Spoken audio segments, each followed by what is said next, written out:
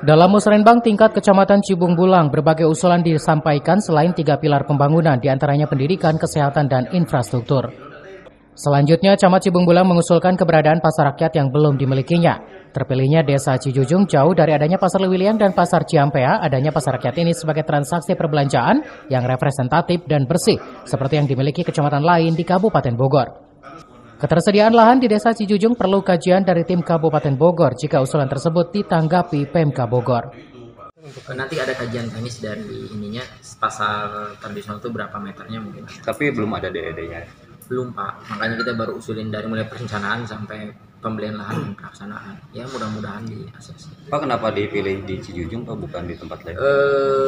Sebetulnya banyak yang menjadi faktor. Salah satunya faktornya itu di sana sudah ada rintisan. Ada beberapa pedagang di sekitar lokasi yang memang kita ajukan. Kedua, harga lahannya masih masih murah, masih terjangkau lah. Dan tadi di daerah sana kan jauh, ke Lewiliang jauh, ke Ciampea juga jauh, mungkin itu untuk daerah sana. Dari Cibung Bulang, Kabupaten Bogor, Iman Abdurrahman melaporkan.